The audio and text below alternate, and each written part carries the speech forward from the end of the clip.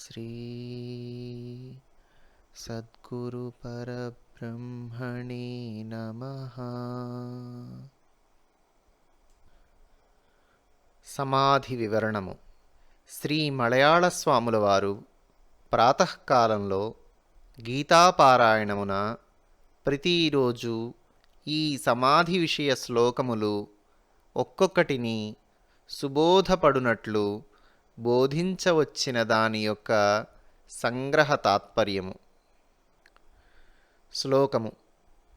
సమాధి నిర్ధౌతమలస్య చేతసో నివేశితస్యాత్మని యత్సుఖం భవేత్ న శక్యతే వర్ణయితుం గిరా తదా స్వయం తదంతఃకరణేన గృహ్యతే. తాత్పర్యము. సమాధి చేత చక్కగా శుద్ధము చేయబడినదియు ఆత్మయందుంచబడినదియు అగు మనస్సునకు ఏ సుఖము కలుగుచున్నదో దానిని వాక్కుచే చెప్పుటకు సాధ్యము కాదు, అనుభవము చేతనే గ్రహింపవలయును. శ్లోకము.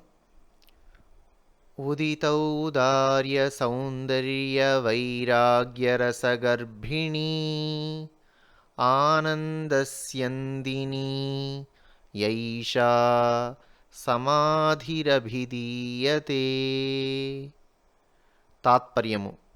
దేనివలన ఔదార్యము, సౌందర్యము, వైరాగ్యము అను వీని యొక్క రసము గర్భమందు కలదై బ్రహ్మానందమును ప్రవహింపచేయుచుండునో అది ఏ సమాధి అని చెప్పబడుచున్నది.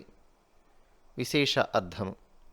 ఔదార్యమనగా స్వానుభవమైన జ్ఞాన విద్యాదులను దానము చేయుట. సౌందర్యమనగా జ్ఞానము వలన కలిగిన తేజస్సు.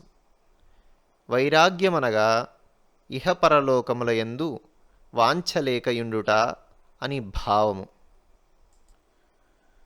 దృశ్యా సంభవబోధేన రాగద్వేషాదితానవే రతిః బలోదితాయాసౌ సమాధిః అభిధీయతే.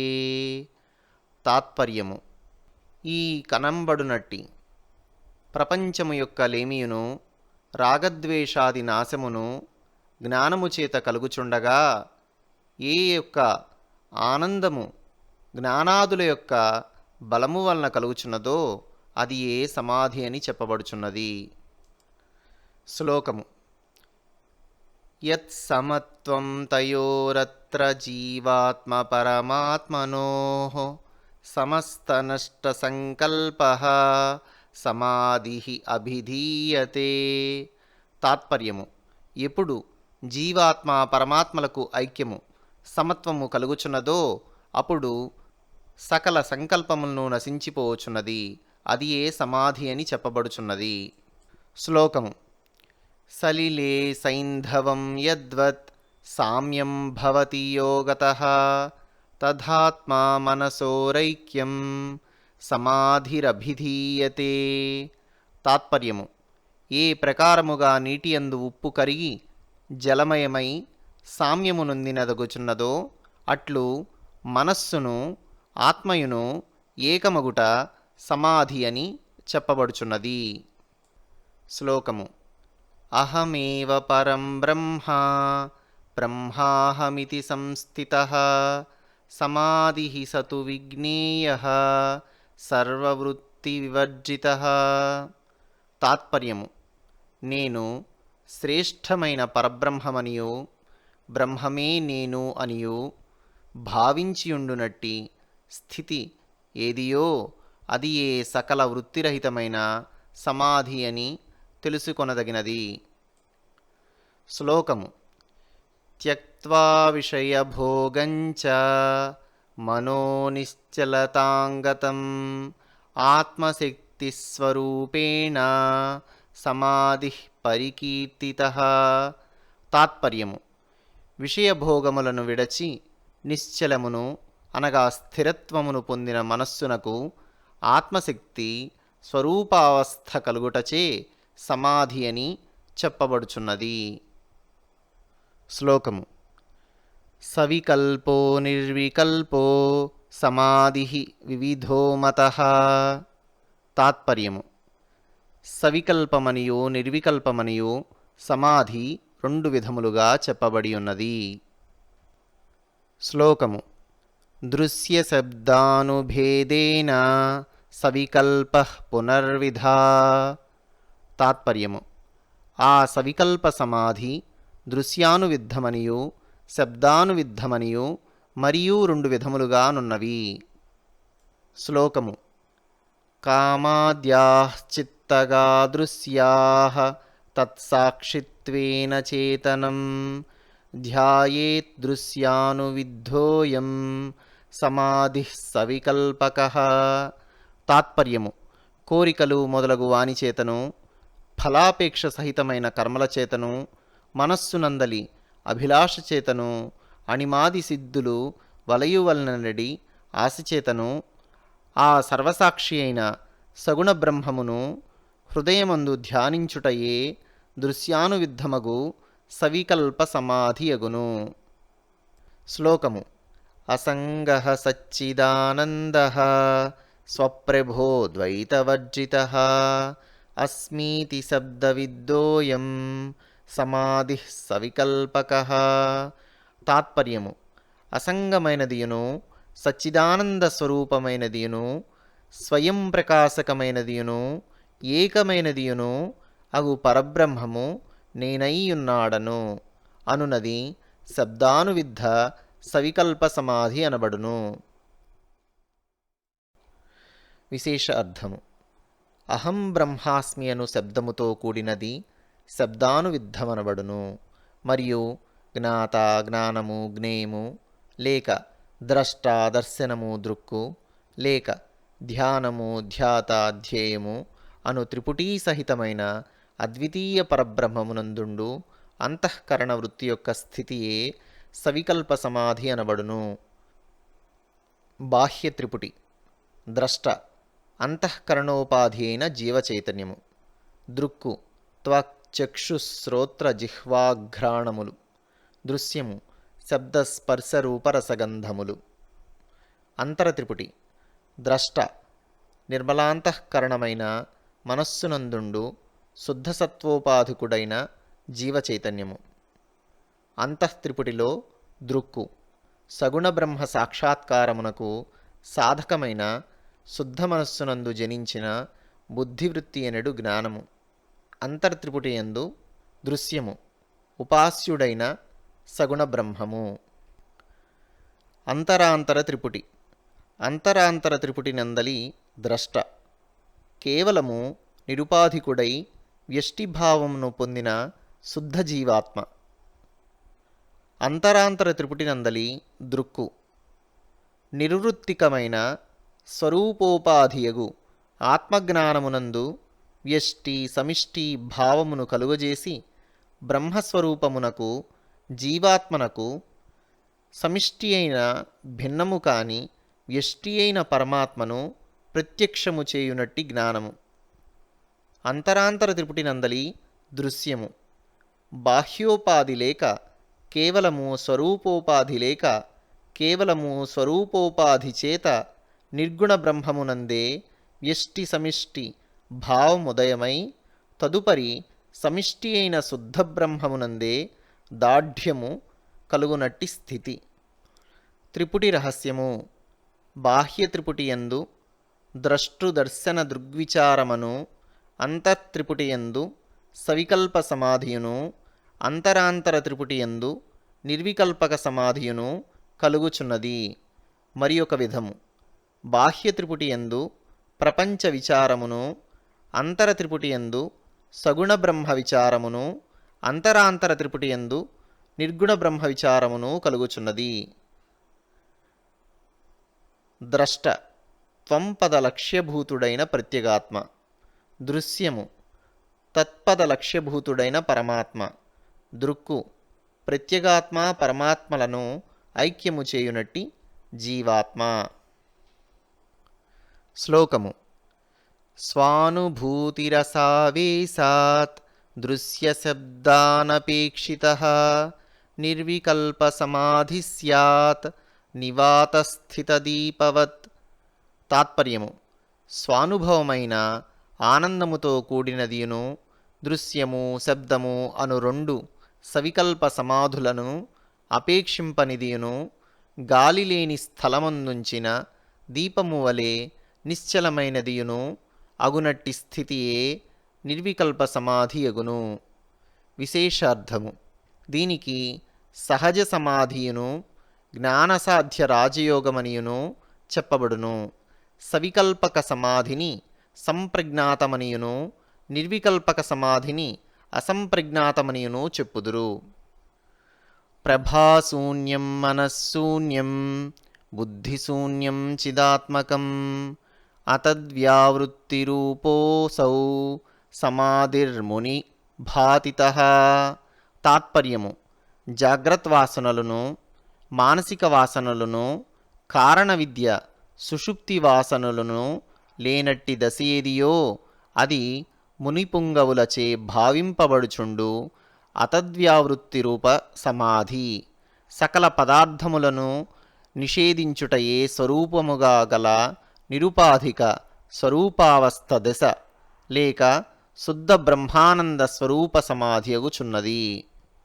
శ్లోకము ఊర్ధ్వపూర్ణం అధఃపూర్ణః మధ్యపూర్ణం శివాత్మకం సాక్షాత్ విధిముభోహ్యేషః సమాధిః పారమార్థికః. తాత్పర్యము: మీదను క్రిందను నడుమను నిండియున్నట్టి సర్వ పరిపూర్ణ బ్రహ్మాకార దశయే శాస్త్రసిద్ధమైన విధిరూప సమాధి అగును. విశేషార్థము: బ్రహ్మజ్ఞాని సర్వత్రా ఆత్మస్వరూపముగనే చూచుచుండును. శ్లోకము బ్రహ్మాకారమనోవృత్తి ప్రవాహో అహంకృతిం వినా సంప్రజ్ఞాత సమాధి స్యాత్ ధ్యానాభ్యాస ప్రకర్షతః. తాత్పర్యము: అహంకారము లేక నిరంతరమును శ్రేష్టమైన ధ్యానాభ్యాసము చేత బ్రహ్మాకారమునొందిన మనోవృత్తి ప్రవాహము ఏదియో అది ఏ సంప్రజ్ఞాత సమాధి అగుచున్నది. విశేషార్థము: మనస్సు తెలియబడుచుండుట సంప్రజ్ఞాతము. దీనికి సబీజ సమాధి అనియూ పేరు కలదు. ఈ దశయందు మనస్సు యొక్క వ్యత్యాకారము తెలియచుండును. ఇట్టి స్థితి యందుండు వారే జీవన్ముక్తులు. మరియు భక్తి అతిశయము చేత ఫలాపేక్షరహితమైన సత్కర్మలు నర్చి ఈశ్వరార్పణము చేయువారికి ఈశ్వరోపాసనము చేయువారికిని ఈ సంప్రజ్ఞాత సమాధి శీఘ్రముగా సిద్ధించును. ఈ విషయమును భగవద్గీత 6వ అధ్యాయమునందు కనందగును. శ్లోకము ప్రశాంతవృత్తికం చిత్తం పరమానందదీపకం అసంప్రజ్ఞాతనామాయం సమాధిర్యోగినాం ప్రియః. తాత్పర్యము: ఎప్పుడు మనస్సు వృత్తిరహితమై బ్రహ్మానందమును ప్రకాశింపచేయునది అగుచున్నదో అప్పుడు ఆ సమాధి యోగనిష్ఠులకు ప్రియమైన అసంప్రజ్ఞాత సమాధి అను పేరు గలది అగుచున్నది. విశేషార్థము: మనస్సు నిశ్శేషముగా లయించుట అసంప్రజ్ఞాతము. దీనికి నిర్బీజ సమాధి అనియూ పేరు కలదు. ఈ దశయందు మనస్సు యొక్క వృత్తి తెలియదు. ఇట్టి స్థితి యందుండు వారే కైవల్య స్థానమును పొందునట్టి విదేహముక్తులు. ఈ సమాధియే రాజయోగులకు సమ్మతమైనది. ఈ విషయమును పాతంజల యోగశాస్త్రము నందును విచారసాగరమునందును విస్తరముగా కనందగును. శ్లోకము ధ్యాతృధ్యానే విహాయ నివాతస్థితదీపవధ్యేయైకగోచరం చిత్తం సమాధి అభిధీయతే. తాత్పర్యము: ధ్యానము ధ్యాత అను వృత్తి లేక ధ్యేయమైన బ్రహ్మస్వరూపముందిన చిత్తమే సమాధి. భ్రమరకీట న్యాయమున ధ్యానింపగా ధ్యాతయే ధ్యేయాకారమగు బ్రహ్మాకారముందును. అది ఏ సమాధి అనబడును. శ్లోకము సరూపోऽసౌ మనో నాసో జీవన్ముక్తస్య విద్యతే నిధాగారూపనాశస్తు వర్తతే దేహముక్తికే. తాత్పర్యము: స్వరూపనాశమనియు అరూపనాశమనియు మనోనాశము రెండు విధములు. మొదటిది జీవన్ముక్తునకు ఉండును, రెండవది విదేహముక్తియందుండును. వేచబడిన అనగా వేయించబడిన విత్తనము రూపముతోన్నను వృక్షమునకు కారణము కాని ఇట్లు మనస్సున్నను వృత్తి లేనందున సంసారమునకు హేతువుగాక యుండుటచే స్వరూప నాశనము అనబడును.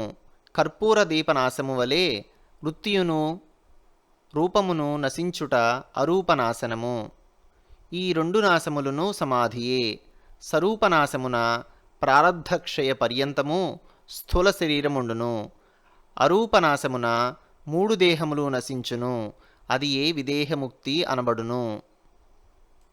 శ్లోకం: నైతజ్జాగ్రత్ నైవ స్వప్నం సంకల్పానాం అభావనాత్ సుషుప్తి భావో నాప్యేత దభావాజ్జతతా స్థితేః. తాత్పర్యము: బ్రహ్మాకారముగా మనస్సు పరిణమించుటచే ఇతర సంకల్పములు లేకయుండుటచే సమాధి స్వప్నావస్థ కాదు. దృశ్యము స్ఫురింపనందుచేత జాగ్రదవస్థ కాదు. సుషుప్తియగు జడత్వము కానందుచేత నిద్రావస్థ కాదు. కేవల తురీయమై జాగ్రత్ స్వప్న సుషుప్తి మూర్ఛావస్థలకు విలక్షణమై ఉన్నది. శ్లోకము: సత్వా అవబోధయేవాసౌ వాసనా తృణపావకః ప్రోక్తః సమాధిశబ్దేన నతు తూష్ణీం అవస్థితిః. అసత్యములైన జగజ్జీవేశ్వరాది భేదమును నిరసించి సత్యమైన బ్రహ్మజ్ఞానము నిరుంగుట సత్వావబోధము. సత్వమనగా సద్ధర్మము, తానే బ్రహ్మ అని ఇతరమిద్దియు లేదని ఎరుగుట ఎనడు ఈ సత్వావబోధము సమాధియగును. ఇది సమస్త వాసనలనెడు తృణములకు ప్రజ్వలితమైన అగ్ని వంటిది అగుటచేత వాసనలను నశింపచేయును. జాగ్రత్త స్వప్న స్తబ్ద సుషుప్తులను ఆలస్యము మొదలైన వాని వలన ఊరకయుండుటయును సమాధి కాదు. శరీరమును మరచుట సమాధి కాదు. కర్తృత్వ అభిమానము లేక తానే బ్రహ్మమని నిశ్చయించుట సమాధి. నిర్వికారతయా వృత్త్యా బ్రహ్మకారతయా పునః వృత్తివిస్మరణం సమ్యక్ సమాధి అభిధీయతే. తాత్పర్యము: చిత్తము బ్రహ్మధ్యానమున బ్రహ్మాకారముగా నిర్వికారముగా చేయుచు చిత్తవృత్తులను కలుగనీయకుండుట సమాధి అని చెప్పబడును. శ్లోకము: అక్షుబ్ధా నిరహంకారా ద్వంద్వేష్వననుపాతిని బ్రహ్మణి సమాధి శబ్దేన మేరో స్థిరతరా స్థితి. తాత్పర్యము: అహంకార శూన్యమై సుఖదుఖాది ద్వంద్వములచే బాధింపబడనిది అయి విషయముల వలన క్షోభింపబడనిది అయ్యుండు మనస్థితి మేరుపర్వతము కన్నను మిక్కిలి స్థిరముగా నుండును. అట్టి స్థిరమైన స్థితియే సమాధి అనబడును. విశేషార్థము: పర్వతము ఏలాగున ఎండ, గాలి, వాన, మంచు మొదలైన వాని వల్ల చెలింపకయుండునో అదే రీతిగా ఇంద్రియాది వృత్తులకు ద్వంద్వముల చేత చెలింపని స్థితియే సమాధి అనబడును. శ్లోకము: బ్రహ్మైవాస్మీతి సద్వృత్యా నిరాలంబతయా స్థితి ధ్యానశబ్దేన విఖ్యాత పరమానందదాయిని. తాత్పర్యము: బ్రహ్మమే నేననడు సద్వృత్తి చేత నిరాలంబత్వముగా దేహాద్యనుసంధానము లేని స్థితిగా అనుట ఏదియో అది పరమానందమునొసంగునదీని ధ్యాన ఆత్మధ్యాన శబ్దము చేత చెప్పబడుచున్నది.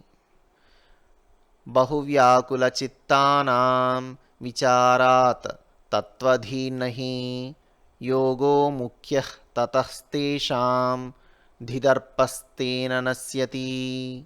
తాత్పర్యము: అనేక వ్యాకుల చిత్తము గలవారికి మహావాక్య విచారణయందు బుద్ధి ప్రవేశము కలుగదు. వీరికి యోగ సాధన ముఖ్యము. దానిచే మనోబుద్ధ్యాదుల చలనము నశించును.